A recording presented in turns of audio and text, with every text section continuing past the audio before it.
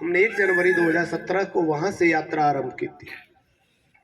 2 साल कोरोना काल लगने के कारण हम इस यात्रा को आगे नहीं बढ़ा पाए और फिर से हमने इस यात्रा को आरंभ कर दिया है। हम मथुरा तक आ चुके थे, तभी कोरोना लग गया 20 में, तो रोकना पड़ा, क्योंकि जब सभी बंद है तो हम कैसे अभियान चलाएं। परंतु जिस नशे पर हम बात करने आए हैं, नशा सबको पता है नाश की जड़ है, जिसमें बीड़ी, सिगरेट, तंबाकू, गुटखा, जिन्हें पान मसाला रूप दिया गया है, नाम दिया गया है, शराब या अन्य प्रकार के नशीले मादक पदार्थ, ये सब विनाश करते हैं। इनमें से एक भी चीज लाभ की नहीं है।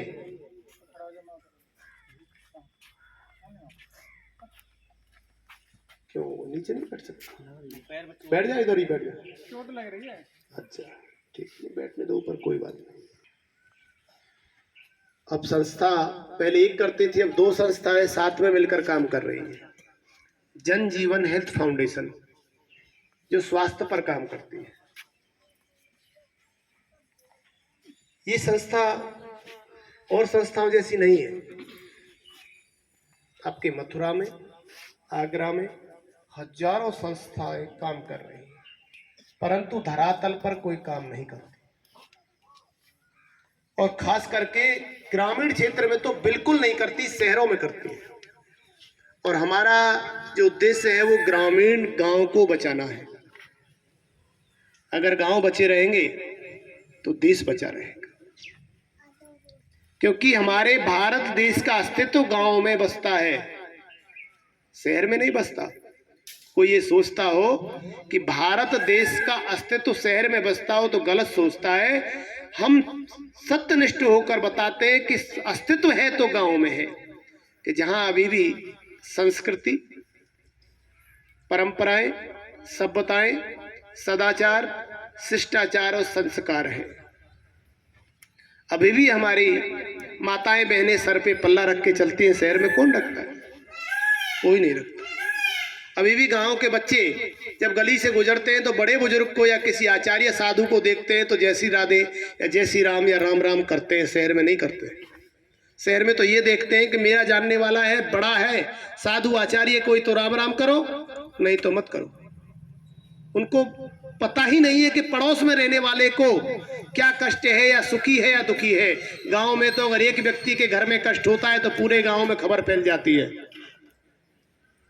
शहर में तो बहुत अकेलापन है, बहुत अकेलापन है। मकानों में बुजुर्ग रह रहे हैं, हम वृंदावन में देख रहे हैं, पुष्पांजलि, बैकुंठ में इस संस्था का एक आवास है, वहां हम देखते हैं सिर्फ बुजुर्ग है। या तो अकेली कोई माता रह रही है, या अकेला कोई बुजुर्ग रह रहा है, या दोनों साथ में रह रहे हैं, उनका बच्चे उनके साथ में नहीं है।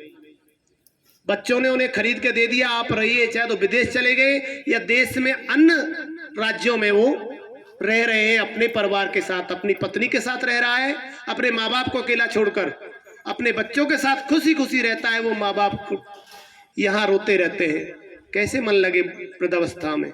कम से कम गांव में ऐसा तो है, चाहे गरीब है लेकिन माँ बाप जीवन भर घर तो रहते हैं। और जितने वृद्धाश्रम खुले हुए हैं वो मेहरबानी है सब शहर वालों की, कि उन्हीं के माँ बाप उस वृद्धाश्रम में हैं कि जो ज्यादा उच्च शिक्षा प्राप्त करके चले गए और माँ बाप को वृद्धाश्रम में छोड़ गए।